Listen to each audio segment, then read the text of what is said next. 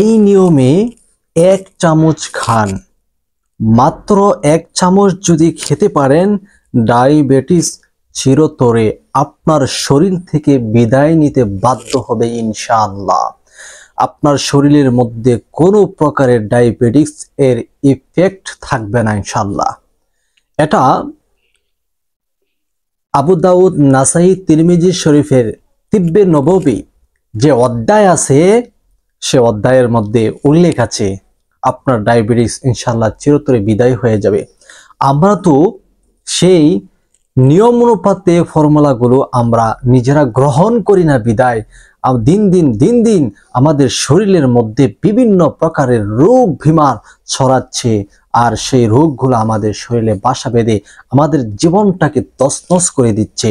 আজকে আমরা জানবো মাত্র 1 চামচ খেলে আমাদের ডায়াবেটিস কিভাবে আমরা ডায়াবেটিস থেকে মুক্তি পাবো চিরতরে ইনশাআল্লাহ।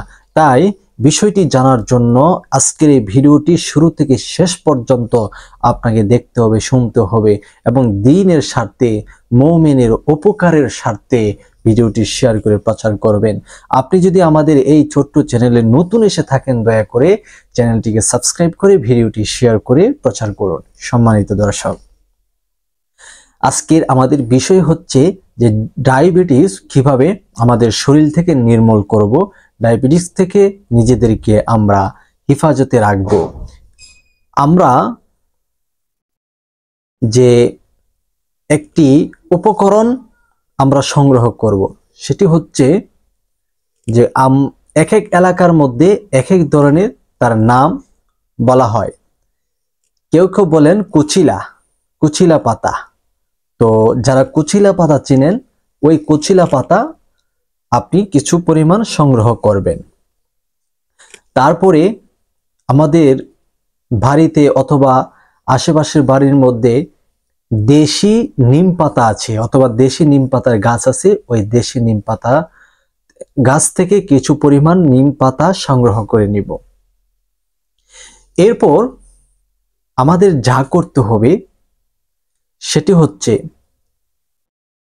আরেক ধরনের উপকরণ যেটা আমাদের রান্নার কাজে ব্যবহার হয়, সেটা হচ্ছে করলা। এই 3টি উপকরণ আপনি সংগ্রহ করবেন। এক হচ্ছে করলা, দ্বিতীয় হচ্ছে কচিলা পাতা, তৃতীয় হচ্ছে নিম পাতা। এই কচিলা পাতা, নিম পাতা এবং করলা, এই 3টা উপকরণ আপনি সংগ্রহ করবেন। করার পরে এগুলোকে ভালোভাবে ধৌত করে নেবেন। আপনি নিম পাতা রস করে নেবেন ব্লান্ডারের মাধ্যমে, কচিলা পাতারও রস করে নেবেন ব্লান্ডারের মাধ্যমে, এবং যে করলা নিয়েছেন সে করলা আপনি ব্লান্ডার করে নেবেন, শরবত আকার করে নেবেন।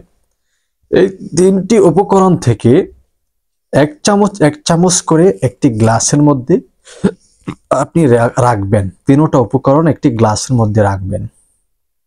রাখার পরে এই 3টা বিষয় কিন্তু তিক্ত অথবা তিতা জাতি, কষ্টা অথবা তিতা লাগবে।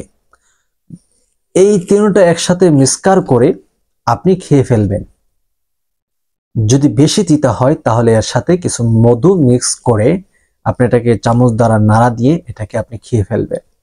আল্লাহর অশেষ রহমতে আপনি যদি এই নিয়মে 1 চামচ করে এই 3টা উপকরণ আপনি খেতে পারেন, তাহলে আপনার শরীর থেকে মাত্র 15 দিনের ভিতরে যত বড় ডায়াবেটিস থাকুক না কেন,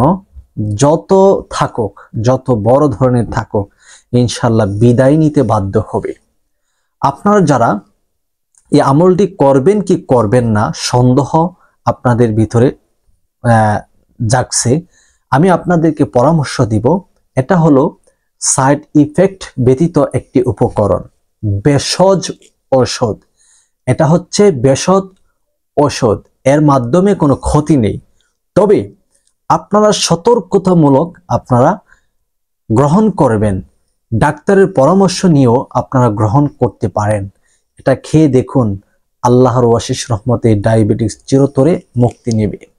আর শুধু তাই নয় যে আপনার শরীর থেকে ডায়াবেটিস চলে যাবে, এর মধ্যে ক্ষান্ত নই। আপনার যদি গ্যাস্ট্রিক থেকে থাকে, আলসার হয়ে গেছে গ্যাস্ট্রিক থেকে, তাহলে আপনি এই উপকরণটি গ্রহণ করুন।